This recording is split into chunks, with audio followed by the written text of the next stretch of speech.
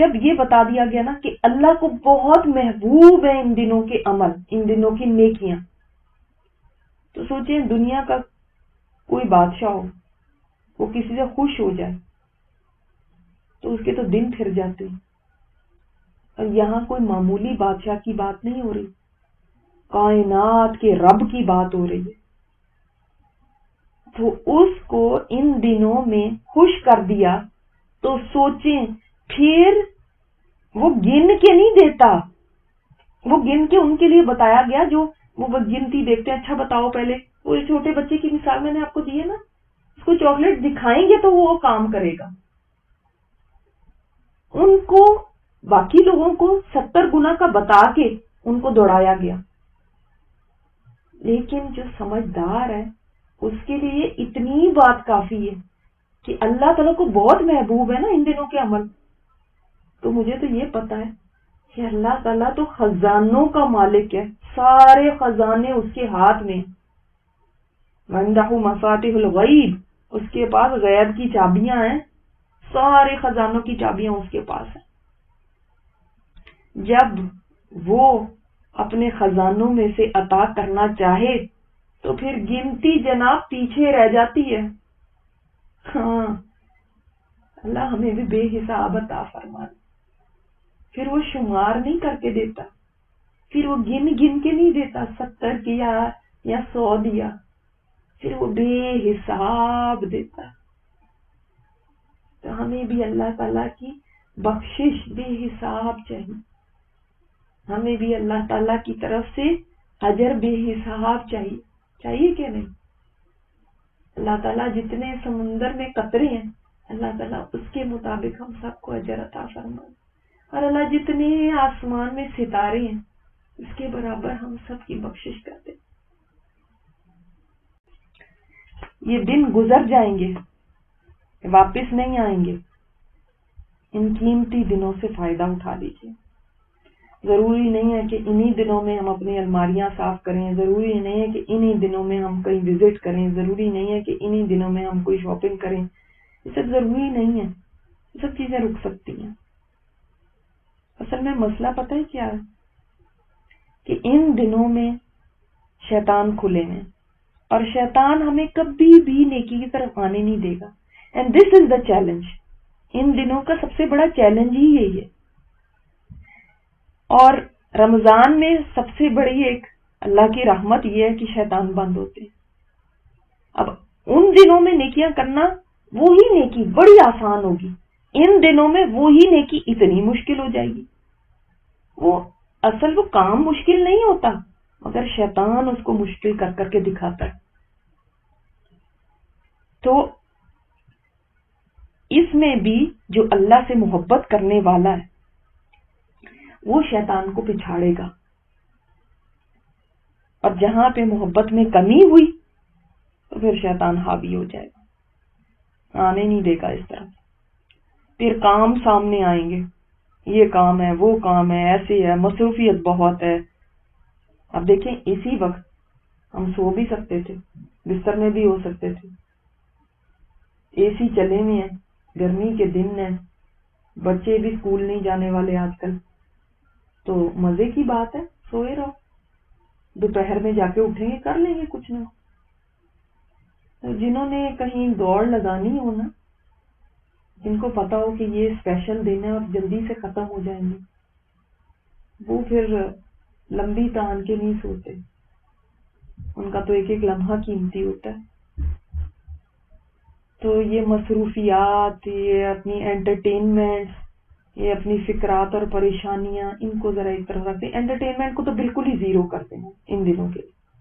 کوئی ڈرامے، یہ آپ کے فلمیں، یہ آپ کے واٹس ایپ ویڈیوز، یہ آپ کی فیس بک، یہ آپ کی یہ سب چیزیں اس وقت یہ ان کے اوپر اپنا وقت ضائع نہ کریں، نہ دوسروں کا کریں.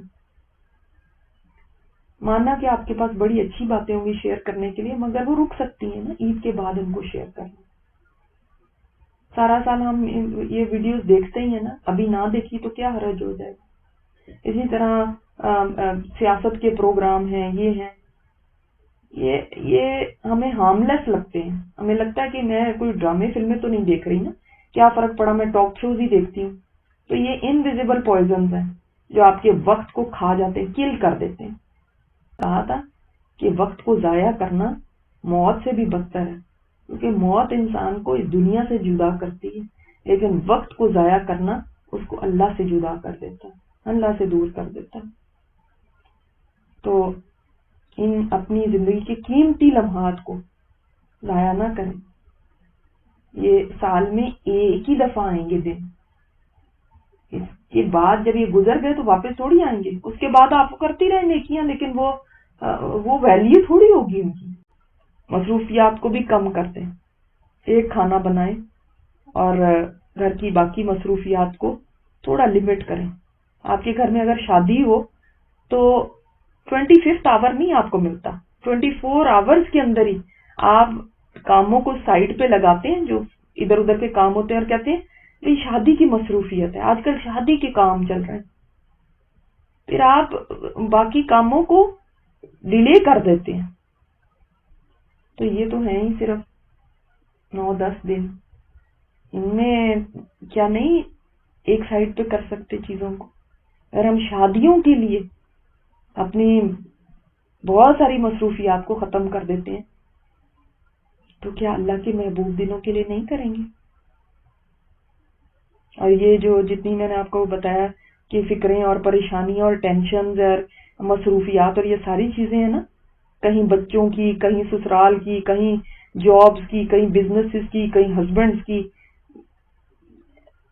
کتنی بھی آپ کی مصروفیات ہیں, چاہے پریشانیاں ہیں, چاہے کسی بیماری کی ہیں, یہ ساری کی ساری یقین جانے یہ جتنی یہ ساری ہیں نا, یہ جنہوں نے ہمیں بے چین کیا ہوتا ہے اور ہم ان کے پیچھے ہلکان ہو رہے ہیں, یہ ایک مومنٹ میں زیرو ہو جاتی ہیں, صرف ایک مومنٹ میں, ایک لمحے میں. آج جو اتنی بڑی لگ رہی ہیں نا کہ ان کے پیچھے ہم سب کچھ بھولے ہوئے ہیں. ہم کیا کریں, ہمیں ٹینشن ہی بہت ہے, ہم کیا کریں, ہم کیا کچھ کر سکتے ہیں. تو ایسا کریں, اپنے ذہن میں لے کر آئیں سارے اپنے مسئلے, سارے اپنے اس قسم کے کام, ساری اپنی پریشانیاں ذرا ذہن میں لائیں اور ان کو ملٹی پلائی کریں موت کے ساتھ. جانتے ہیں رزلٹ کیا آتا ہے؟ 0.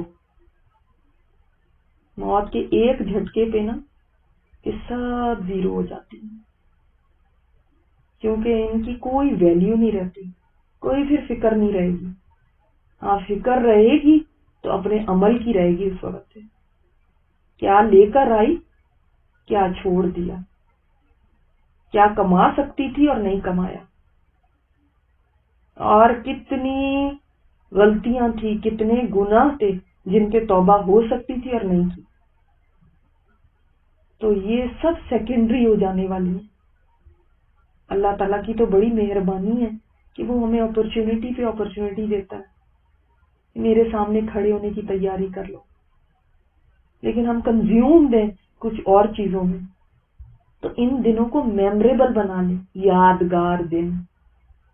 جیسے بہت سارے لوگ کہہ رہے ہیں کہ ہمارا رمضان اس دفعہ یادگار گزرا, بیسٹ رمضان گزرا. اسی طرح ان دنوں کو بیسٹ دن بنا دیں کہ آپ ان 10 دنوں کے بعد کہیں کہ پہلے بھی ہر سال یہ دن آتے تھے, لیکن اس دفعہ میرے ذی الحجہ کے 10 دن بیسٹ دن گزرے ہیں. اور ان کی شروعات کس سے کرنی ہے؟ شروعات توبہ استغفار سے کرنی ہے. شروعات ہی اللہ کی طرف پلٹنے سے کرنی ہے. توبہ ہے ہی اللہ کی طرف پلٹنا, اور اسی سے ہم اپنے آپ کو تیار کریں گے اللہ کے آگے کھڑے ہونے کے لیے. یاد رکھیے, جب انسان گناہ کرتا ہے وہ اللہ سے دور ہو جاتا ہے, دور ہو جاتا ہے, بہت دور نکل جاتا ہے. جتنے گناہ زندگی میں زیادہ ہوتے ہیں نا, اتنی ہی اللہ سے دوری بڑھتی جاتی ہے. عبادت کی لذت ختم ہوتی ہے. عبادت کی لذت ختم ہو جائے تو پھر عبادت بھی صرف ایک روکھا پھیکی ایکسرسائز رہ جاتی ہے. تو ہم ابتدا کریں توبہ استغفار کے ساتھ. اس میں ہم اپنے باپ آدم علیہ السلام کے ان الفاظ کو بھی بار بار توبہ کے لیے کہہ سکتے ہیں، ربنا ظلمنا انفسنا، اے ہمارے رب ہم نے اپنی جانوں پہ ظلم کر دیا، ہم واقعی ظالم ہیں، ہم نے غلطیاں کی ہیں، ربنا ظلمنا انفسنا وان لم تغفر لنا وترحمنا لنکونن من الخاسرین۔ اللہ اگر تو نے معاف نہ کیا نا اور تو نے رحم نہ کیا تو ہم تو بڑے ہی نقصان اٹھانے والوں میں سے ہو جائیں۔ تو چلتے پھرتے ان دعاؤں کو کرتے رہیں، اللہ تعالیٰ سے کنیکشن رکھیں۔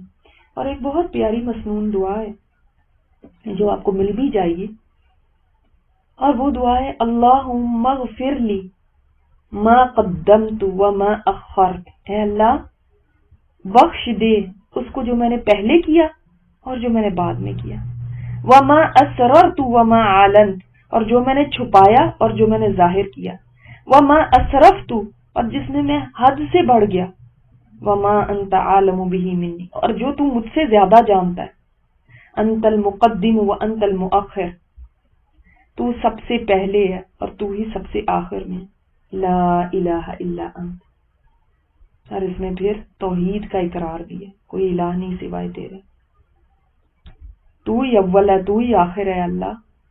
اور کئی گناہ ایسے ہیں جن کا مجھے علم ہی نہیں، میں یا تو کر کے بھلا بیٹھی یا مجھے پتہ ہی نہیں ہے کہ یہ گناہ ہے اور میرے سے ہو گیا، اور کئی اعلانیہ کیے ہیں، کئی ظاہر کیے اور کئی چھپا کے کیے، اور اللہ پہلے کیے بعد میں کیے، اللہ سب کو ہی معاف کرتے، تو اس میں ساری گناہوں کی معافی آ گئی۔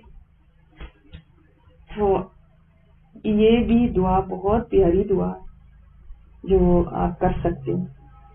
دوسرا کام جو ہم نے کرنا ہے وہ یہ کرنا ہے کہ انشاءاللہ تعالی ہم نے قرآن پاک مکمل کرنا ہے ان دنوں میں، یعنی 9 ذی الحجہ بڑا اسپیشل ڈے ہے۔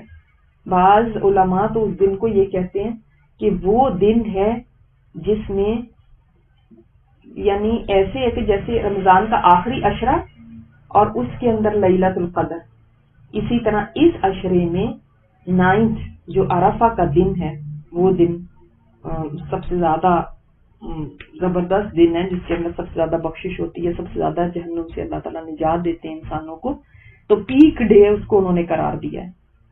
تو اس دن انشاءاللہ تعالی ہم یہ کریں کہ ہم اپنے قرآن پاک مکمل کریں، اور یہ مشکل نہیں، بلیو میں یہ مشکل نہیں ہے۔ شاید شیطان آپ کو کہہ رہا ہو اس وقت کہ آئے یہ کیسے ہوگا، نہیں، اگر آپ ایوریج سپیڈ سے پڑھتے ہیں قرآن پاک تو 45 منٹس میں آپ کا ایک پارہ مکمل ہو جاتا ہے، اور آپ کو 3.5 پارے ہر دن کرنے ہیں بس۔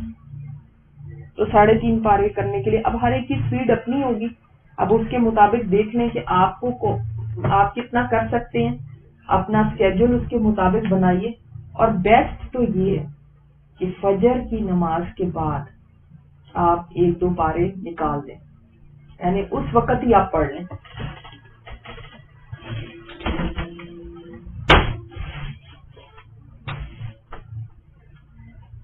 اس سے فائدہ یہ ہوگا کہ آپ صبح میں فارغ ہو جائیں گے، اور باقی رہ گیا 1 پارہ تو وہ رات کو سونے سے پہلے آپ پڑھ سکتے ہیں، یا اگر دن میں آپ کو موقع ملے تو اس وقت پڑھ سکتے ہیں۔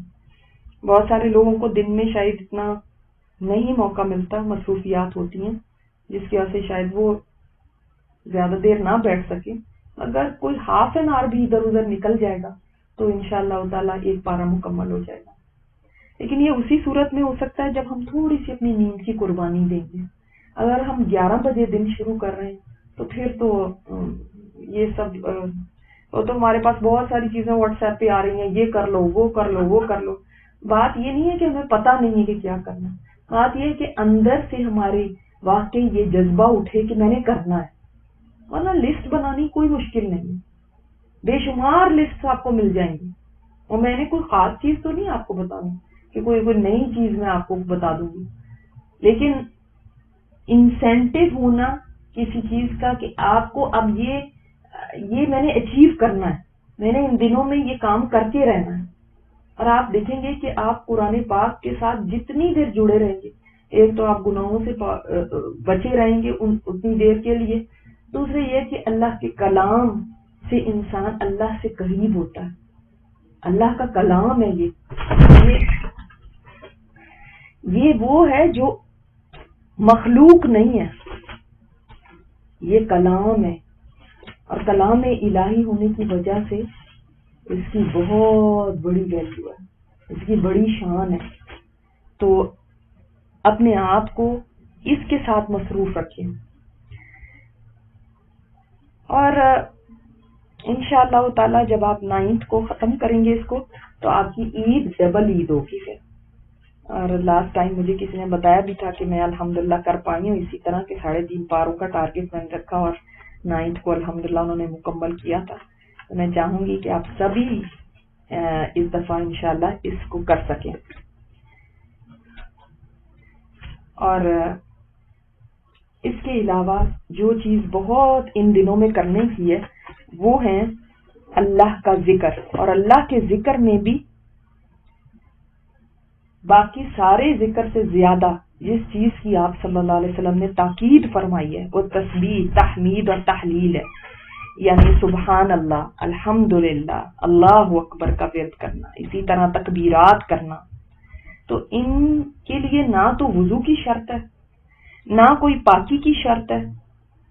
آپ بس جس حالت میں بھی ہیں، لیٹے ہوئے ہیں، بیٹھے ہوئے ہیں، آپ کے سر پہ دوپٹہ ہے یا نہیں ہے، آپ یعنی یہ دل ہی دل میں بھی کر سکتے ہیں. یہ ایسا ذکر ہے یا تکبیرات وہ چیز ہے کہ آپ کسی ٹائم بھی بلند کر سکتے ہیں، اس کے لیے کوئی زوال کا وقت نہیں ہے. تو آج جو ہم تکبیرات میں سے لیں گے وہ ہے اللہ اکبر، اللہ اکبر، اللہ اکبر، لا الہ الا اللہ، اللہ اکبر وللہ الحمد.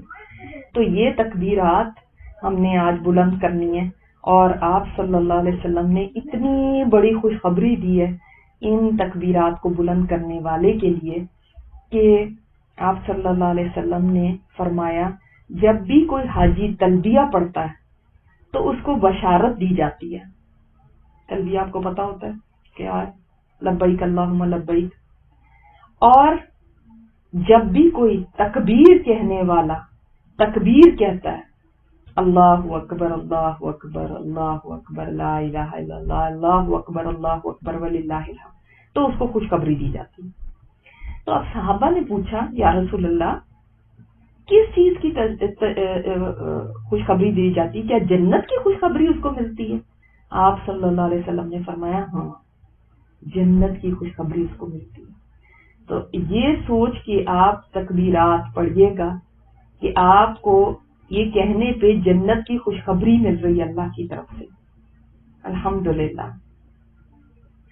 یہ مجھے اتنی پیاری سلسلہ صحیحہ کی حدیث ہے تو اتنی پیاری لگی تھی کہ میرا دل کرتا میں جلدی آپ کے ساتھ یہ شیئر کروں تاکہ آپ کو اور شوق ہو تسبیحات کرنے کا. اور روزہ تو ہم رکھیں گے انشاءاللہ. اس سے کیا فائدہ ہوگا یہ میں آپ کو کل بتاؤں گی انشاءاللہ. اور میں آپ کو کل یہ بھی بتاؤں گی کہ ابراہیم علیہ السلام کی زندگی اور ان کی فیملی سے ہم کیا سبق لیں گے. ٹھیک ہے، تو انشاءاللہ تعالی ایک دفعہ ہم یہ دوبارہ دعا کر لیتے ہیں اور میں آہستہ آہستہ پڑھتی ہوں اور آپ میرے ساتھ ساتھ فالو کریں گے. اللهم صل على محمد وعلى آل محمد كما صليت على إبراهيم وعلى آل إبراهيم إنك حميد مجيد. اللهم اغفر لي ما قدمت وما أخرت وما أسررت. اسرار ہوتے ہیں نا یعنی چھپے ہوئی چیز، راز. وما أعلنت وما أسرفت وما انت عالم به منی، جو تو مجھ سے زیادہ جانتا ہے. انت المقدم وانت المؤخر لا الہ الا انت